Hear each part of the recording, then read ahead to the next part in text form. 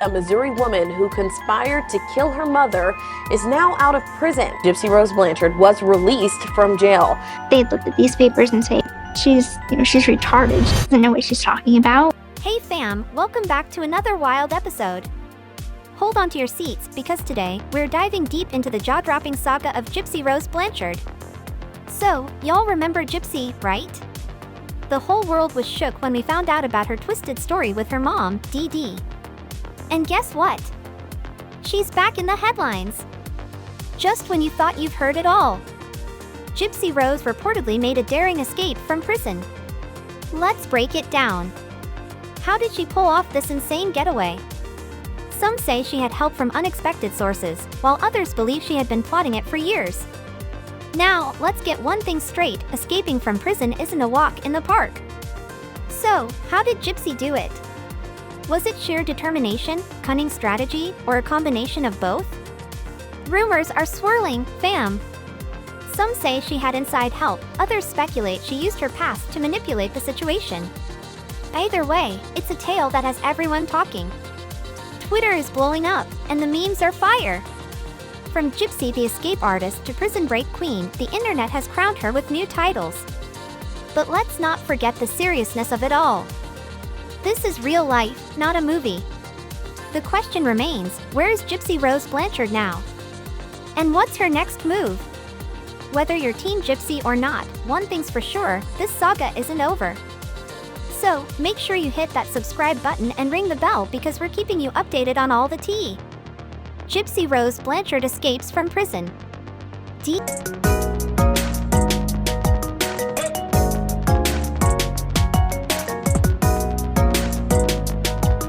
Dee Blanchard is a monster. Christy spills the tea about Gypsy Rose's early years. When Gypsy Rose hit the ripe age of 8, Dee Dee dropped the bombshell that she was battling leukemia. Christy, not one to question the narrative back then, went along with it. Rod and Dee Dee took the plunge into marriage when Rod was basically still a teen, and Dee Dee was just diving into her 20s, all thanks to Gypsy Rose's impending arrival in 1991.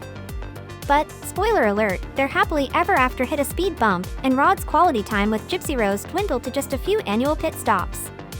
Post-Hurricane Katrina drama in their Louisiana hometown in 2005, the dynamic duo, Dee Dee and Gypsy Rose, rolled the dice and set up shop in Missouri. That's when Gypsy Rose's regular check-ins with Dr. Steele, the pediatrician, began. Steele spills the tea, claiming Dee Dee conveniently misplaced Gypsy Rose's medical records, blaming it on the post-Katrina chaos. Steele spills even more tea, sharing that Dee Dee fed him a line about Gypsy Rose dealing with a seizure disorder, muscular dystrophy, and a cancer backstory. But guess what? Steele, being the detective he is, found zilch evidence of any of those conditions.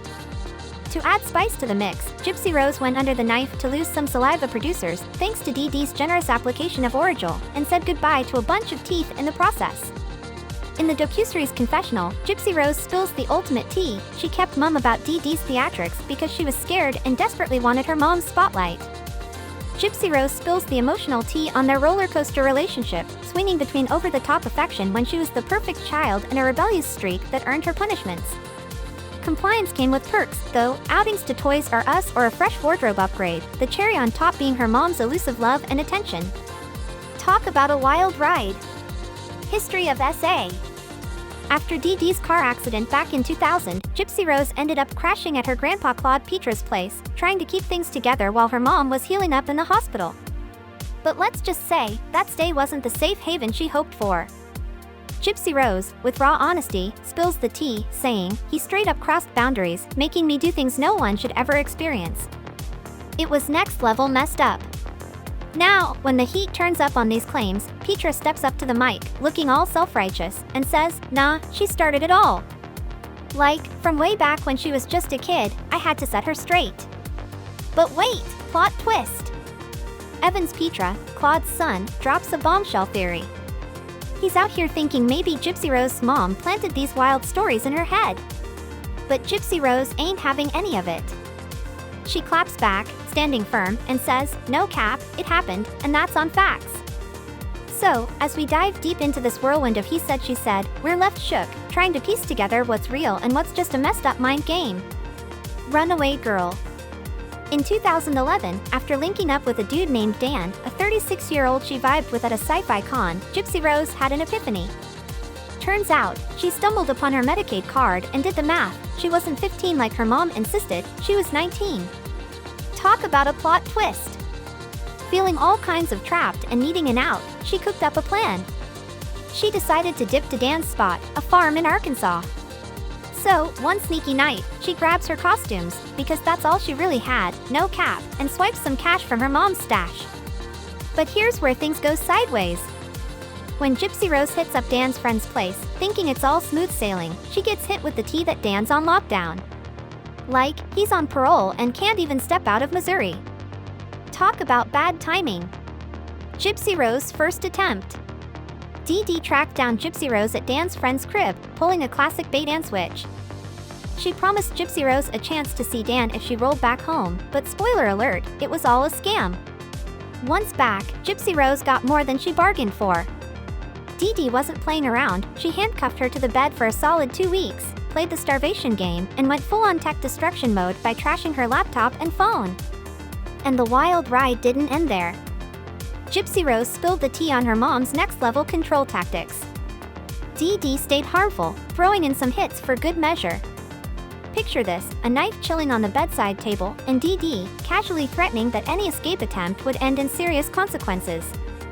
Fast forward to 2011, Gypsy Rose decides it's round 2 for the escape plan. Packed and ready to roll, but Dee catches wind of it. Cue the confrontation. Gypsy Rose, not having it, grabs a harmful device her mom had around. When she unleashed it, she realized it was a BB, not the real deal. Relief washes over her, knowing she didn't want to go all the way.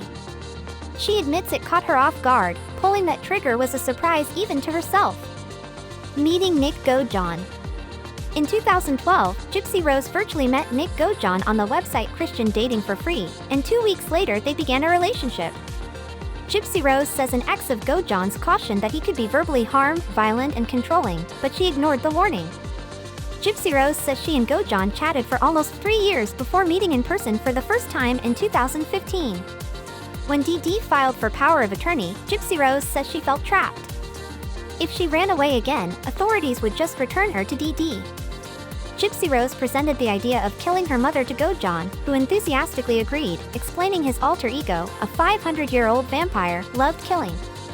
The pair contemplated poison, arson, or a BB as in a living device, but settled on a knife, which Gypsy Rose says she stole from Walmart.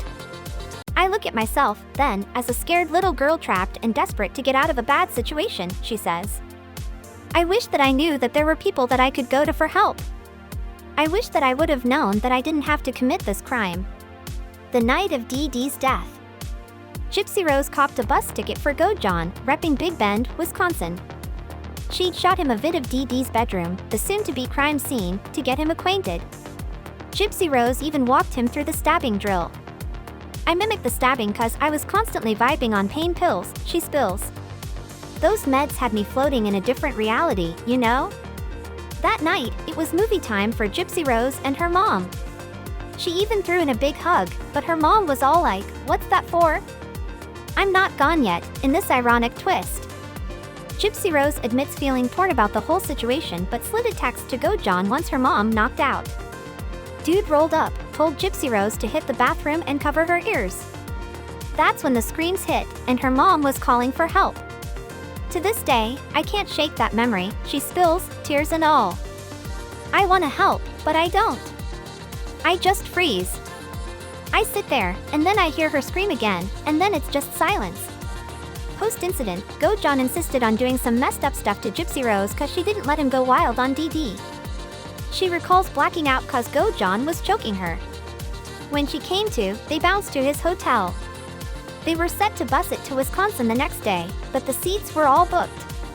2-day wait at the hotel it was. I was zoned out on pain pills, but being with Nick was kinda cool, she spills. We ordered pizza and decided it'd be hilarious to make an adult video. She sums it up as a crazy mix of feeling happy and totally messed up. Alright, Squaya! We've reached the end of this roller coaster ride. Can you believe what we just uncovered about Gypsy Rose Blanchard? Madness! Before we wrap it up, smack that like button if you were as shook as I was.